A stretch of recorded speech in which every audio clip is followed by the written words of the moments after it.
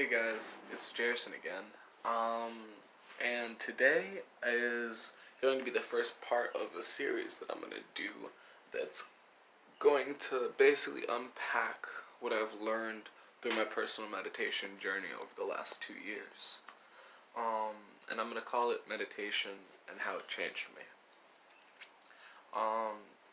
So how I started off meditating was actually pretty unique, I would say, because I was completely blindsided by it. Yeah, I think that's a good word to use. I needed to write a paper for, I think it was my senior year of high school, and it had to be a persuasive paper about something, anything.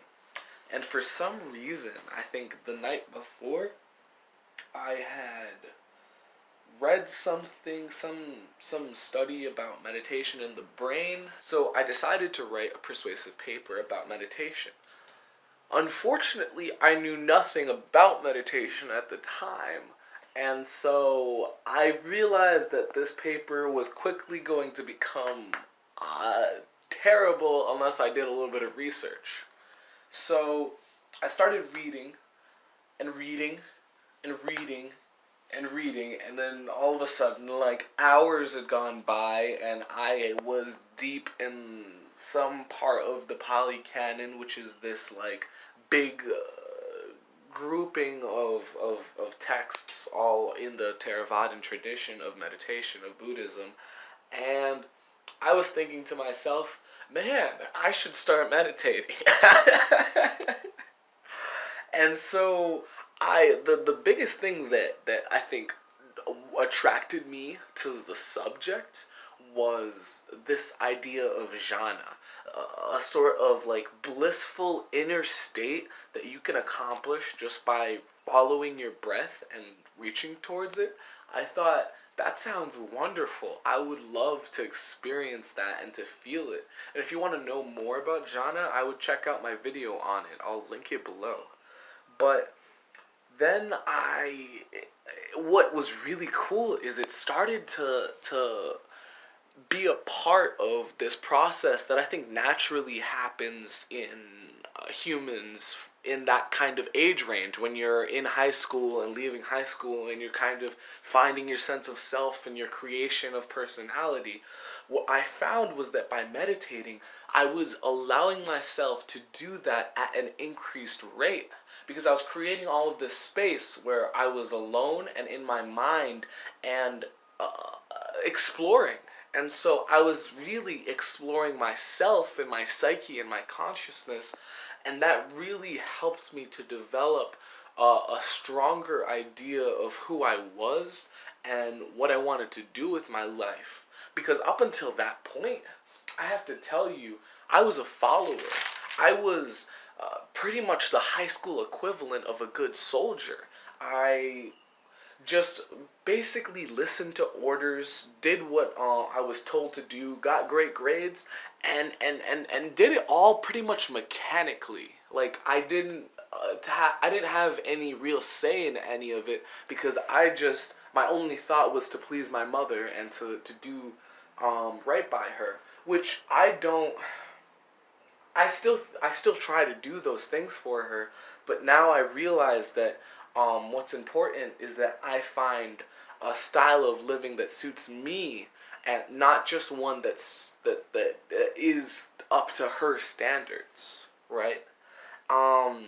And so what's really interesting is when I started meditating, this sort of unconscious process started to occur whenever I would find myself in that blissful state of jhana, whenever I actually managed to calm my mind down for a second, for 2 seconds, for 10, is once you've fallen into jhana, into true attention to the breath, your mind starts to change. It's really hard to describe without doing it yourself.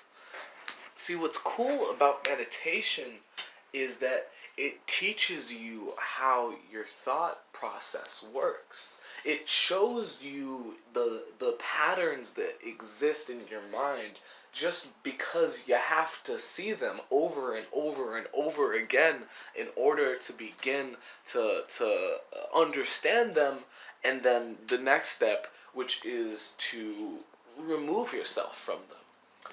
And so I started to see, I would meditate and I would focus on my breath and I would stay with my breath. And then I would get distracted by some thought. Let's say I had been texting someone before and I realized that I forgot to respond to them, right? And then I would have this urge to get up and pause my meditation to go and and go and respond to them. And then when I would have that urge, I would start to move, and that's when I would catch myself. I would see, oh, I stopped meditating. Oh, I started trying to solve this problem that raised itself up in my mind when right now I'm actually busy. I'm actually doing something. And this would keep happening over and over again. I would be in periods of calm, and then I would get distracted by this thing or that, and it would take me away to a point where I would almost feel like I was dreaming. It was the difference in the conscious state of focus and the unconscious state of trying to solve whatever problem that was. And what was interesting is the reason I was getting distracted was because I was disregarding the potential of my thoughts to also be an object of meditation. Now, I know that sounds weird, but basically I was, anytime a thought would come into my mind, it would become a separate thing. It wouldn't be part of the meditation practice. And so my mind would turn off, and I'd end up kind of lost in a dream state of whatever that thought was, rather than maybe being conscious and aware of it. And so I started to focus on the breath, and then also when one of those thoughts or urges came up, I would look at it. I would pay attention to it. I would say hello to it. And then I would go back to the breath. And when I did that, I all of a sudden felt, control is the wrong word, but I felt more in tune with the patterns of my mind rather than just trying to force one state while ignoring all of the others. And in a way, this is basically what Vipassana meditation is, which I've described in other videos and I'll probably speak about again, but I'm going to leave that for a later time. As for how I've changed, it's been night and day. Like I was saying before, I used to be such a follower. I would get caught up in the ideas of others, and I really didn't have any self-confidence. What meditation taught me really is that it gave me the opportunity to see that I was valuable, that my opinions mattered, that I was intelligent and a being that could make a difference in a group of friends, or maybe not so friends. Because up until that point, whenever I was around others, I was allowing their opinions to bulldoze mine. I was letting them control the dynamic rather than realizing that I had a say in how things went.